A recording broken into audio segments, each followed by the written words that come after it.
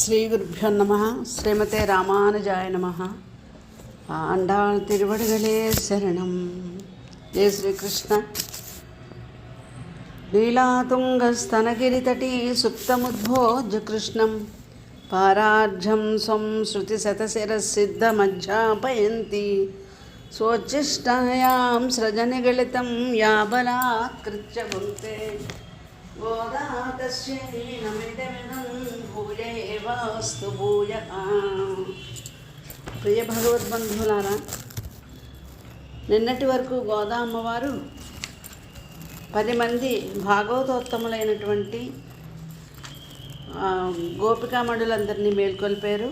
ఆంతర్యంగా 10 మంది ఆళ్వార్లను మేల్కొల్పి భగవంతుని సాన్నిధ్యానికి వెళ్ళేటప్పుడు ఎటువంటి సాంప్రదాయాన్ని పాటించాలో మనకి తెలియజేశారు. ఈ తిరుప్పావ గ్రంథంలో దివ్య ప్రబంధంలో అమ్మవారు అర్చావతారమునందల సేవనా విధానము, విభవావతారములో కృష్ణావతారంలో జరిగిన వృత్తాంతాల్ని మేళవించి సూచించబడిన అంతర్యామియగు సర్వేశ్వరుని ధ్యాన మార్గాన్ని మనకు తెలియజేశారు. దేవాలయానికి వెళ్ళినప్పుడు ముందుగా అక్కడ క్షేత్రపాలకుడిని సేవించి, తర్వాత ద్వారపాలకులని సేవించి, అమ్మవారిని సేవించి ప్రధాన దైవాన్ని సేవిస్తారు. ఆ క్రమాన్ని మనకి పాసురాల్లో ఈ రోజు నుంచి కూడా తెలియజేస్తున్నారు. ఈ అసంఖ్యాకమైనటువంటి గోపికలందరూ కూడా ఈరోజు నందగోపుని భవనం దగ్గరికి వచ్చారు. వచ్చి ముందుగా ఆ భవన పాలకుడిని, ద్వారపాలకుడిని కూడా అర్థించి మమ్మల్ని లోపలికి పంపించమని అడుగుతున్నారు. అయితే శ్రీకృష్ణుడిని పొందడానికి నందగోప భవనానికి వచ్చిన వాళ్ళు ఈ పద్ధతి వీళ్ళకి ఎలా తెలుసు, వీళ్ళందరూ కూడా నందవ్రజంలో జన్మించిన అజ్ఞులు కదా, తెలియని వాళ్ళు కదా అని అనిపిస్తుంది. కానీ జ్ఞానాధికుల ఆచరణను వీరు పరిశీలించి చూడడం వల్ల, భాగవతోత్తముల యొక్క కథలు వినడం వల్ల వీరికి ఇటువంటి జ్ఞానం కలిగిందని మనం అన్వయించుకోవచ్చు. అంచేత వీరు చేసింది శాస్త్రోక్తంగా చేసినట్లే ఉందన్నమాట. భగవంతుని పొందవలను, భగవంతుని పొందకపోతే ఉండలేము, వారిని పొందుటకు వాడే ఉపాయము అనేటువంటి ఒక దృఢమైన నిశ్చయంతో కృష్ణ పరమాత్మ అంటే నిరతిశయమైన ప్రీతి కలిగిన వాళ్ళు కనుక వాళ్ళు ఈ విధంగా ఇక్కడికి వచ్చి ఈరోజు భవన పాలకుల్ని, క్షేత్రపాలకుల్ని మేల్కొల్పడం ఈనాటి పాసురంలో విశేషం. పాసుర విన్నపం. ఆండాళ్ తిరువడిగలే శరణం. நாயகனாய் நின்ன நந்தகோபனுடைய கோயில் காப்பானே, கொடித்தோன்றும் தோரணவாசல் காப்பானே, மணிக்கதவம் தாழ் திறவாய் ஆயர் சிறுமியரோ முக்கு அரை பறை மாயன் மணிவண்ணன் நன்னலேவாய் நேர்ந்தான். தூயோமாய் வந்தோம் துயலப்பாடுவான் வாயால் முன்னம் மாத்தாதே அம்மா ఈ నేస నిలై కదవం నీకు ఏలో రంబావాయ్. అందరికీ నాయకుడైనటువంటి ఆ నందగోపుని యొక్క భవనాన్ని కాపాడే భవనపాలక, లోనికి విడువుము. జెండాతో ఒప్పుచున్న తోరణములతో శోభించుచున్న ద్వారమును కాపాడు ద్వారపాలక, మణులచే సుందరమైన తలుపు యొక్క గడియను తెరవుము. గోపబాలికల మగు మాకు మాయావియు మణివర్ణుడు అయినటువంటి శ్రీకృష్ణ పరమాత్మ పరా అనే వాద్యాన్ని ఇస్తానని మాట ఇచ్చాడు. మేము వేరొక ప్రయోజనమును కాంక్షించి వచ్చిన వారము కాము, పరిశుద్ధ భావంతో వచ్చాము. శ్రీకృష్ణుణ్ణి మేలుకొల్పడానికి, గానము చేయడానికి వచ్చితిమి స్వామి. అందుకని నీవు కాదు అనకు, దగ్గరగా ప్రేమతో ఒకదానిని ఒకటి చేర్చి బిగించి ఉన్నటువంటి ఆ తలుపులను తెరచి నీవే మమ్మల్ని లోపలికి పంపించు అని గోపికలు భవన పాలకుని, ద్వారపాలకుని అర్థించారు. ఈ నందవ్రజానికంతటికీ ప్రభువైనటువంటి నందగోపుని యొక్క తిరుమాళికను రక్షించువాడా, మమ్ము లోనికి పోనిమ్ము.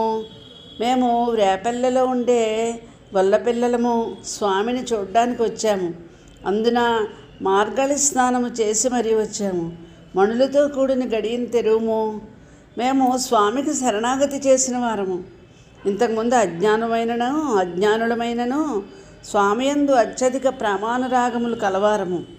స్వామికి సుప్రభాతము పాడి మేల్కొల్ప వచ్చినాము.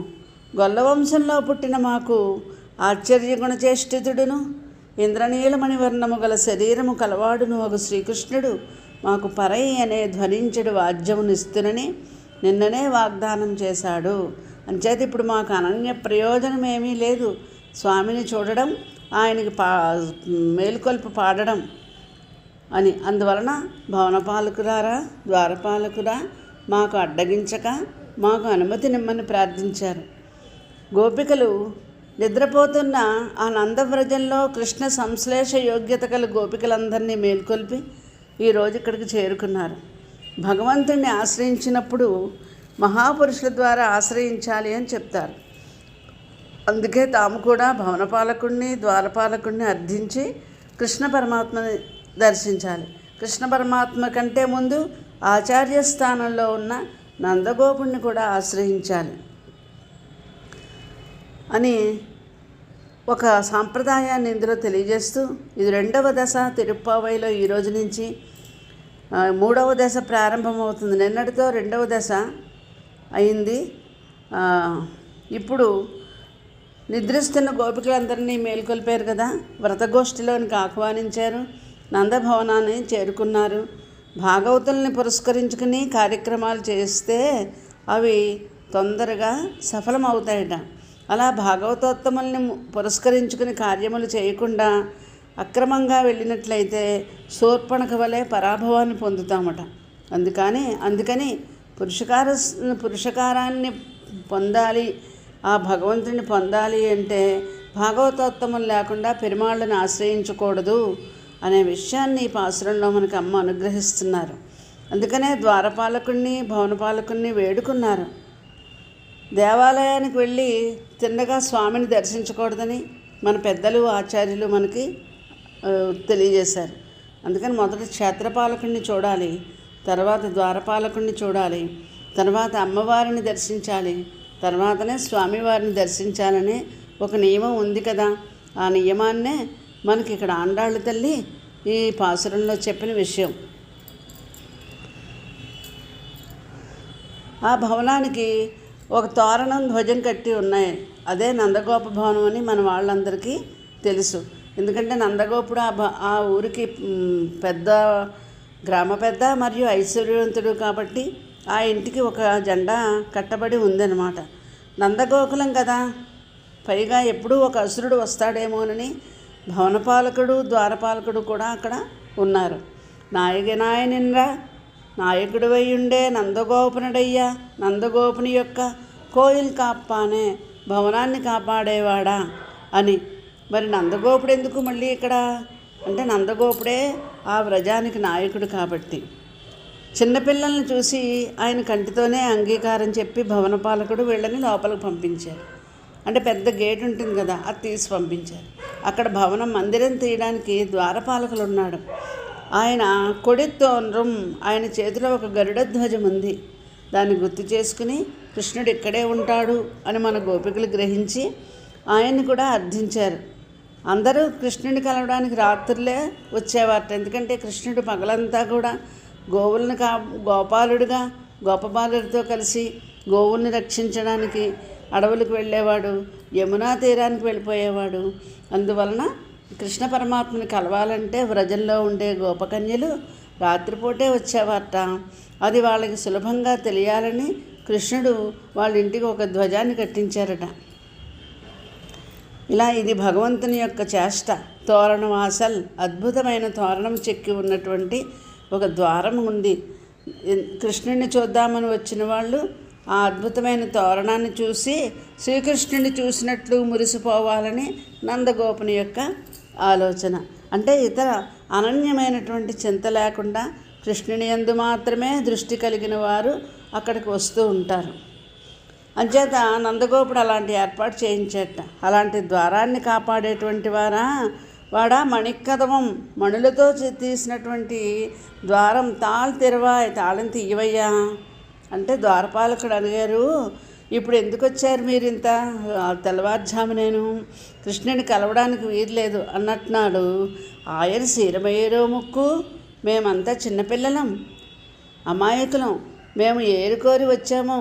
ఎందుకంటే అరై పరై మేము వ్రతం చేసుకోవడానికి సాధనాలు ఇస్తానని చెప్పాడు కృష్ణ పరమాత్మ. పర అనేది ఇస్తానన్నాడు, అందుకని వచ్చాను సుమా అని. నిన్నలేవాయ్ నేరుందాన్, నిన్న మమ్మల్ని ఇంటికి రమ్మని పర ఇస్తానని చెప్పాడు. నిన్నంతా మాతోనే ఆడుకున్నాడు. మరి ఇప్పుడేమో మేము ఆయన చుట్టూ తిరగాల్సి వస్తుంది. ఆయన మాయన్ కదా, మాయావి కదా భగవంతుడు ఆయన కృష్ణ పరమాత్మ. పోనీ వదిలేద్దామా అంటే మణివಣ್ಣన్ ఆయన దివ్యకాంతి మమ్మల్ని వదలనివ్వట్లేదు. కృష్ణుడంటేనే మరి ఆకర్షణ కదా. ఆయన యొక్క ఎడబాటును తట్టుకోలేక తుయోమాయ్ వందోం, చాలా పవిత్రంగా వచ్చామయ్యా, ఇతర ప్రయోజనాలు ఏమీ లేవు మాకు. ఆయన ఏదో ఇస్తా అన్నాడు, అది తీసుకుని వెళ్ళిపోతాం.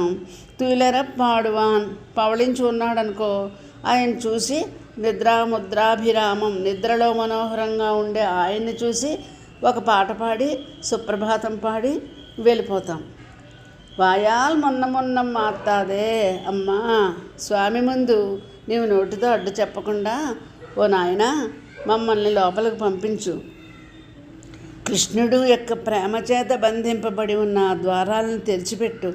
ఎందుకంటే నందగోకులంలో మనుష్యులకే కాదు వస్తువులకు కూడా శ్రీకృష్ణుడంటే ప్రేమ. ఎవరు పడితే వాళ్ళు తెరిస్తే తెరుచుకోవు, నీవే తీయాలి సుమా.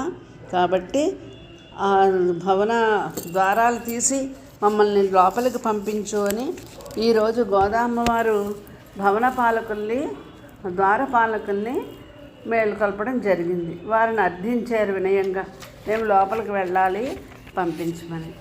దీనిలో కూడా అమ్మవారు మనకి ఆచార్య సమాశ్రయణము అనేది తెలియజేయడానికని భవనం దగ్గరికి వెళ్ళిన వెంటనే లోపలికి వెళ్ళే ముందు వాళ్ళని అర్థించడం అనేటువంటి ఒక విషయాన్ని మనకి ఆంతర్యంగా చెప్తున్నారు. ఎందుకంటే ఆత్మస్వరూప జ్ఞానమే ఇక్కడ కవాటము, తలుపులు. ఆ ఆత్మస్వరూప జ్ఞానం మనకు కలగాలి అంటే చిత్త విస్తృతి కలగాలి, ప్రసాద గుణం కలగాలి.